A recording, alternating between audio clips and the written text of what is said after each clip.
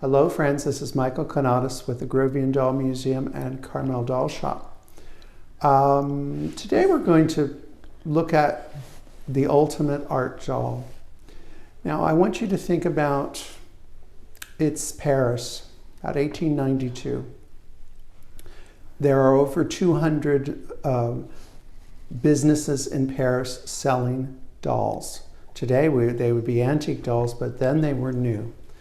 Everyone is making gorgeous, spectacular dolls with beautiful faces, fantastic wigs, and unbelievable clothes.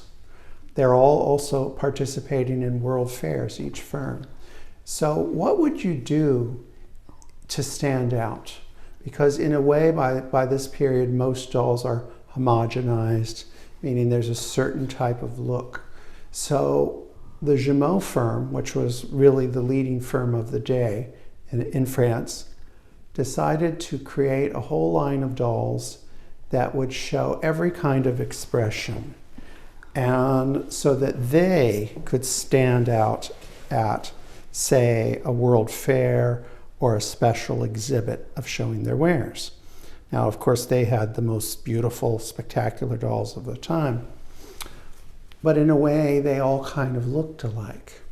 So the 200 series dolls were created to show expression and playability. So we're not all having the same expression. I think they are, in actuality, as far as bisque production goes, the first character dolls, in my opinion.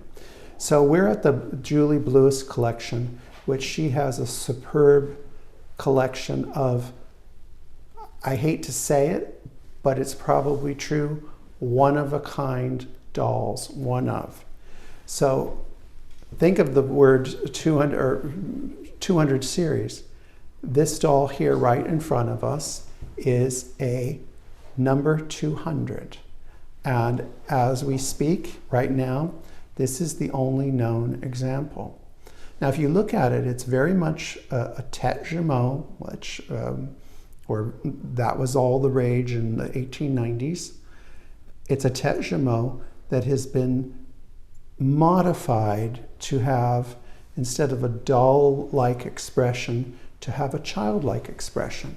And I want to point out, it has extra muscle things going on in the brow. The upper lip is protruding out.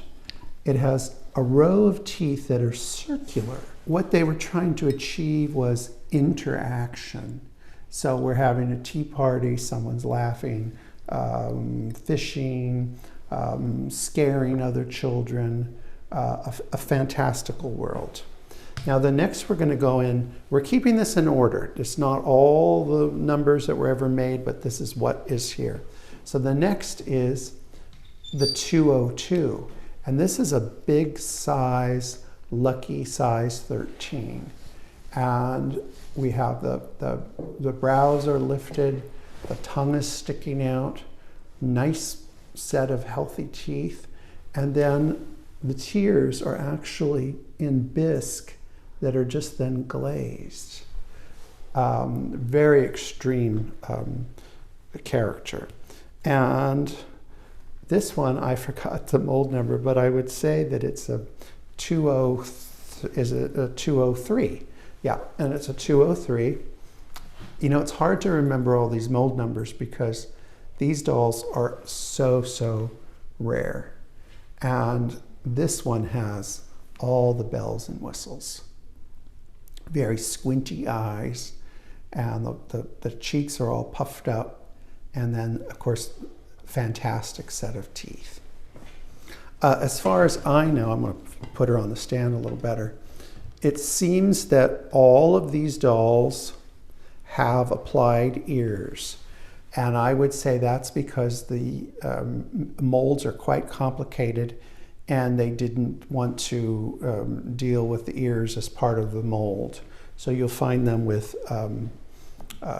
molded ears. Now, these were not really meant for the play market. These were meant for the display market. But where you see the 200 series really utilized is in Automaton. And here we have a little boy, Whistler. And let's see if he'll whistle.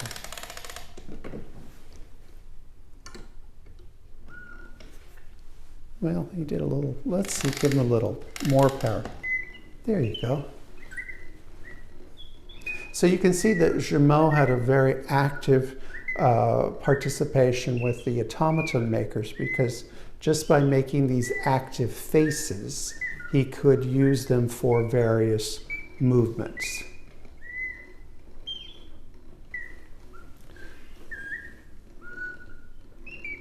Now, we're going to move on to the thing about these dolls is there are, according to Francois Thymer's work in his book, the Jumeau book, which gives you the inventory of dolls available in 1900. There, some of the dolls that were in the stock were down to 2, 3, 4 pieces, which that was 100 plus years, 124 years ago, I guess now. So here we have a 210, and this is another one that is completely unknown today. This is the only known example, and he represents a chimney sweep. So in the 19th century, if a chimney sweep crossed your path, it was good luck. So all this is not dirt. This is all painted on, all of this soot. So it was a good luck piece. Again, plied ears. Whoop, whoop, and there goes the pipe, which is wood, so we're okay. But you can see it has a little place to insert the pipe. But this is a doll. This is not an automaton. And the difference between a doll and an automaton would have a cut neck, and a doll would have the neck that would swoop. Now, the one very popular in this series is the 208. And the 208 is the classic crying. And this is one that you will see.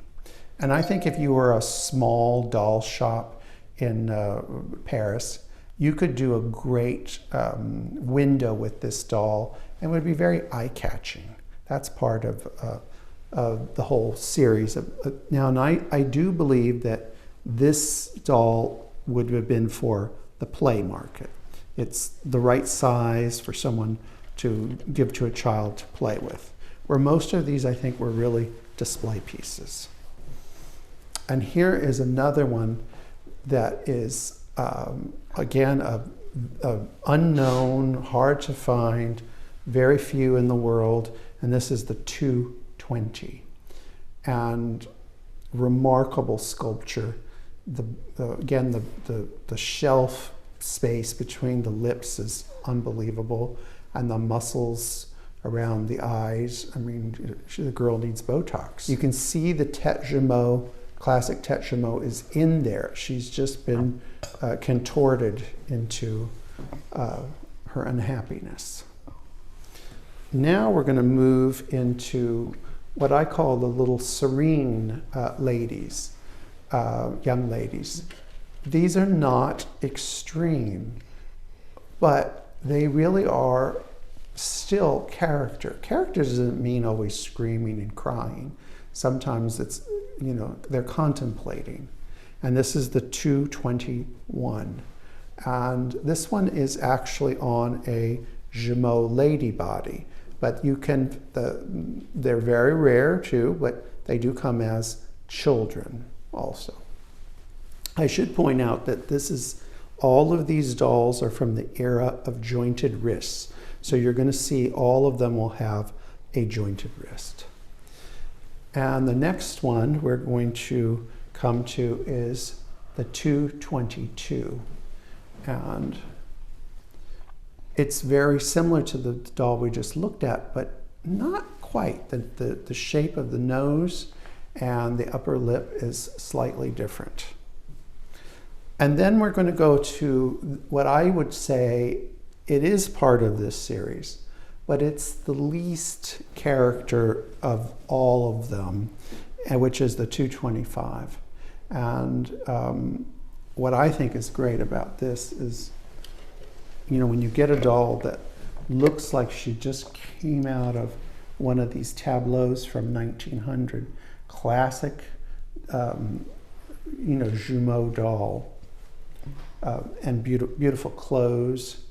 And I think that this one probably did go into the play market because it's not an extreme character.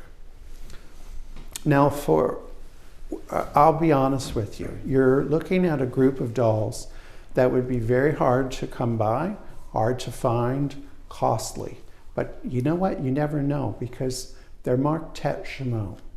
So if you get a call and someone says, I have a Tête Jumeau, be responsive because it could very well be one of these characters because that's how they're marked. But the most likely, and I think really desirable to have of this 200 series is the Two-Faced doll. And basically, it's kind of a good deal because you get two characters in one. You get the crier with the glass tears, and you get the happy. And I think they're both very appealing dolls. And these can be had. They're not that much more than a classic Jumeau. And then there's a whole other group of dolls that don't exactly, this is not a 200 series, but if we look at their propaganda from the period, we can see that dolls that are similar to this, where they've taken just a Tête Jumeau, done a little bit of work with the sandpaper, cut the mouth out in a different way, and created a character doll to fulfill an exhibit or a need for display.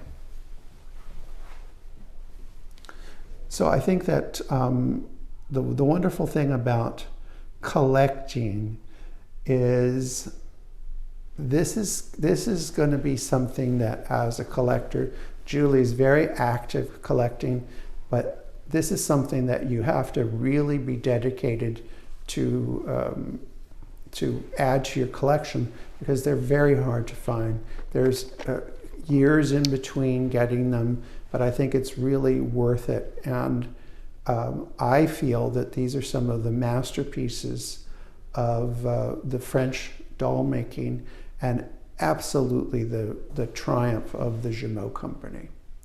Well, friends, we'll be back later. Bye-bye.